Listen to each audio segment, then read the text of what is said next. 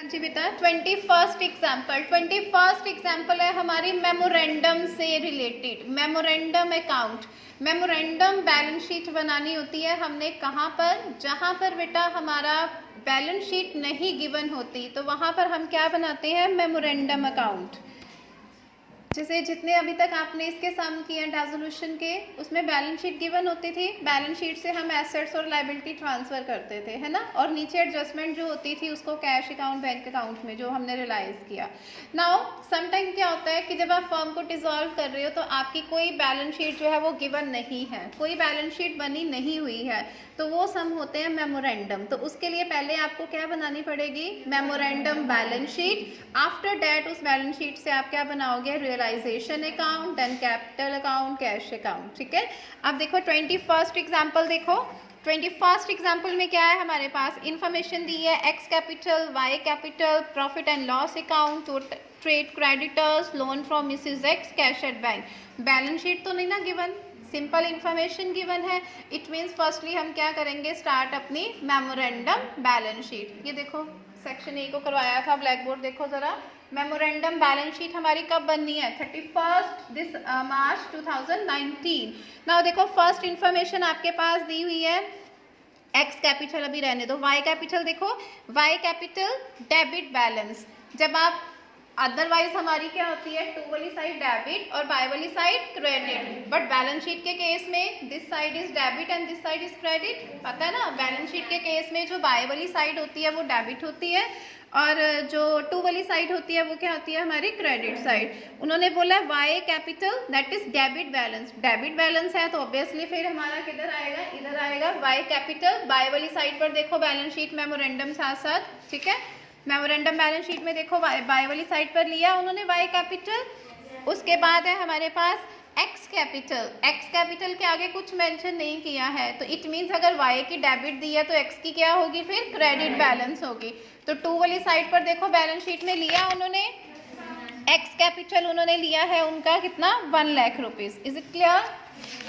उसके बाद नेक्स्ट देखो profit and loss account. Profit and loss में भी क्या बोला है, डेबिट बैलेंस, तो कौन सी साइड पर आ जाएगी, बाय वाली साइड, क्योंकि बैलेंस शीट के केस में जो बाय वाली साइड होती है यानी कि एसेट साइड होती है वो क्या होती है, हमारी डेबिट।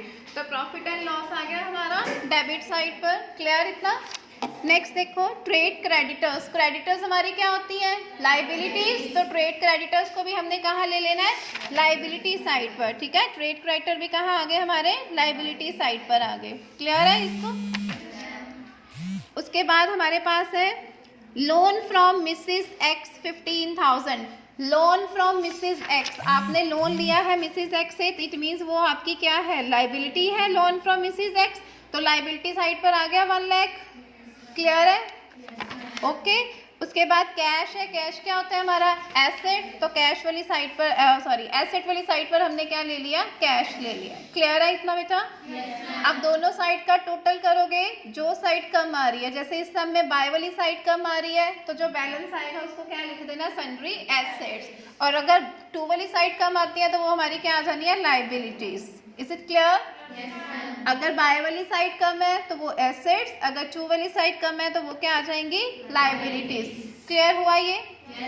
मेमोरेंडम बैलेंस शीट कब बनानी है, अगर हमारे पास फर्म डिसॉल्व हुई है और उस केस में हमारे पास बैलेंस शीट नहीं गिवन है तो फर्स्टली हम इंफॉर्मेशन से क्या बनाएंगे, मेमोरेंडम बैलेंस शीट। नाउ आपके पास एक बैलेंस शीट आ गई है, इस बैलेंस शीट से फर्दर हमने आगे क्या बनाना है, अपना रियलाइजेशन अकाउंट, कैपिटल अकाउंट और cash account. Is it clear.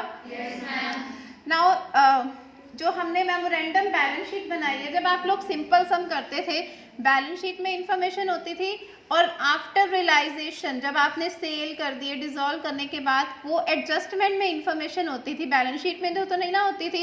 इस समय भी जो रियलाइजेशन के बाद नीचे इंफॉर्मेशन दी है वो हमने बैलेंस शीट में नहीं लेनी, वो तो जब हम रियलाइजेशन अकाउंट बनाएंगे वहाँ पर लेनी है।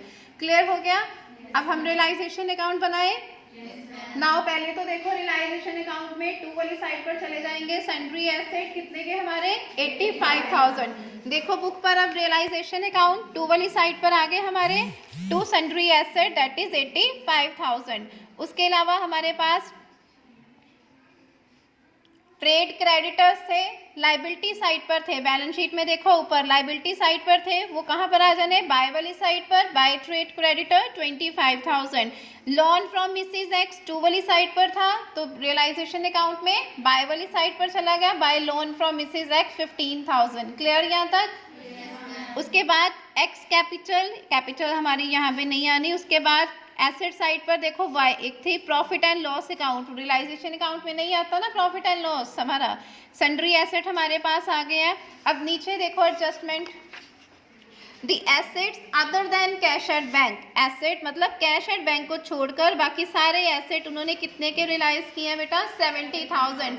तो जब एसेट रियलाइज करते हैं तो उसको किस साइड पर लेते हैं, बाय वाली साइड पर। देखो बाय बैंक अकाउंट में 70,000 आया, बाय बैंक अकाउंट 70,000। इसके अलावा creditors including loan from Mrs x were paid of less 10% discount, less 10% discount. जो आपने एक लोन लिया और जो एक हमारे क्या थे, क्रेडिटर थे, वो उन्होंने बोला लेस, क्रेडिटर कितने के थे ऊपर, 25,000 के, उन्होंने जब उनको रियलाइज किया है तो 10% डिस्काउंट पे किया है, तो 25,000 का 10% निकाल लोगे 2500, 25,000 में से 2500 हमने क्या कर देना है, माइनस कर देना है।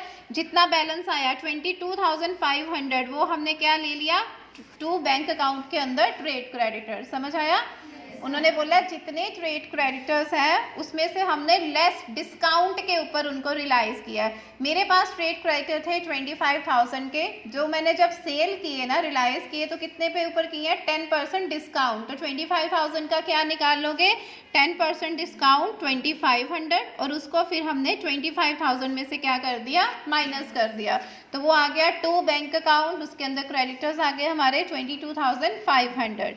सेम ऐसे ही उन्होंने बोला है जो हमारे पास लोन था मिसिज एक्स का, वो भी हमने रियलाइज किया है 10% डिस्काउंट के ऊपर। तो कितने का लोन था बेटा, 15,000 का, तो 10% डिस्काउंट, 15,000 में से 1500 माइनस करके 13,500 के आ जाएगा हमारा टू बैंक अकाउंट के अंदर मिसिज एक्स का loan. Is it clear?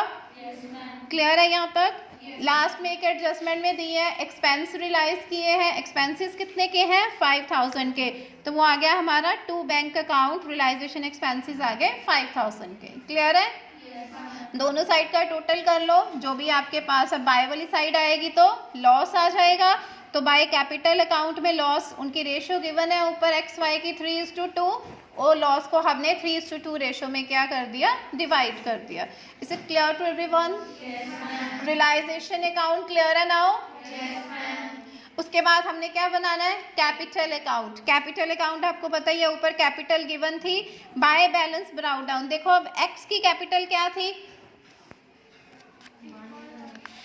1 lakh था, एक्स की कैपिटल थी बेटा क्रेडिट बैलेंस, और वाई की कैपिटल थी डेबिट बैलेंस, तो आपने उसी के अकॉर्डिंग लेनी है। एक्स की कैपिटल थी हमारी क्रेडिट, तो क्रेडिट साइड पर लोगे opening balance, by balance brown down, x के कॉलम में 1 लाख। वाई की कैपिटल क्या थी हमारी, डेबिट बैलेंस, डेबिट लिखा था ना, तो फिर वो आप डेबिट साइड पर लोगे टू बैलेंस ब्राउन डाउन, जो वाई की है 25,000। Is it clear? वैसे तो जितने सम अभी तक किए हैं एक ही साइड पर आता है ना ओपनिंग बैलेंस, बट इस सम में स्पेशली मेंशन किया था कि वाई की डेबिट थी, उसकी क्रेडिट थी, तो वो डेबिट क्रेडिट के बेस से ऊपर ही ओपनिंग लोगे। क्लियर है। उसके बाद ऊपर देखो आपकी कोई कैपिटल अकाउंट में देखो रियलाइजेशन अकाउंट में एक हमारी लॉस आया था बाय वाली साइड पर, तो वो टू वाली साइड पर लॉस ट्रांसफर हो गया हमारा 9600 और 6400 का। ठीक है। उसके अलावा एक ऊपर आपको प्रॉफिट एंड लॉस अकाउंट दिया था, सब में दिया था ऊपर, जो हमने मेमोरेंडम बैलेंस शीट बनाई थी उसमें शो किया ना प्रॉफिट एंड लॉस अकाउंट, ये जो ऊपर दिया था, इसको 3:2 रेशो में आपने क्या कर दिया, डिवाइड कर दिया एक्स और वाई के अंदर। ठीक है। उसके अलावा कौन सा था और हमारा, बस यही थी आइटम थी हमारी। उसके बाद जो बैलेंस आएगा, अगर बाय वाली साइड पर आ रहा है तो बाय बैंक अकाउंट, और अगर टू वाली साइड पर आ रहा है तो टू बैंक अकाउंट। इस सब में एक्स का बैलेंस जो है बेटा टू वाली साइड पर कम आ रहा है, तो एक्स का बैलेंस आपने टू बैंक अकाउंट एक्स वाली डेबिट वाली साइड पर आ गया, और वाई का बैलेंस किस साइड पर आ गया, बाय वाली साइड पर। मतलब y का बैलेंस y वाली साइड पर कम आ रहा है ना, y वाली साइड पर, तो उसको हमने y वाली साइड पर लिख दिया। बाय बैंक अकाउंट y के कॉलम में आ गया 39,400 एंड जो x का बैलेंस है वो 2 वाली साइड पर कम आ रहा था, तो हमने 2 साइड पर लिख दिया, to bank account 78,400। Is it clear capital account? यहाँ तक किसी को कोई डाउट है? बस कोई फर्क नहीं है, बस इस सब में ये था कि हमें पहले मेमोरेंडम बनाना पड़ना था और उसी बैलेंस शीट से फर्दर हमने आगे एडजस्टमेंट करनी। उसके बाद बैंक अकाउंट है, बैंक अकाउंट का ओपनिंग बैलेंस पता ही है हमारा 2 वाली साइड पर आता है, 2 बैलेंस ब्राउट डाउन 10,000। उसके अलावा अगर कोई ऊपर रियलाइजेशन अकाउंट में देखो एसेट रिलाइज हुए थे 70,000 के, वो आगे। एक हमारी वाई की कैपिटल थी हमारी इधर कैपिटल अकाउंट में 39,400, बाय की कैपिटल जो बैलेंस आया था बाय वाली साइड पर था ना, तो बैंक अकाउंट में वो 2 वाली साइड पर चला गया। सेम ऐसे ही बाय वाली साइड देख लो, रियलाइजेशन अकाउंट में एक क्रेडिटर थे 22,500 के, एक लोन था 13,500 का, तो वो हमने बाय वाली साइड पर ले लिया, बाय रियलाइजेशन अकाउंट के क्रेडिटर्स और लोन। उसके अलावा रियलाइजेशन एक्सपेंसेस थे 5,000 के, वो आ गया, और वाई की जो कैपिटल बैलेंस आया था 78,400। दोनों साइड आपको पता है कैश अकाउंट की हमारी क्या आनी चाहिए, सेम आनी चाहिए।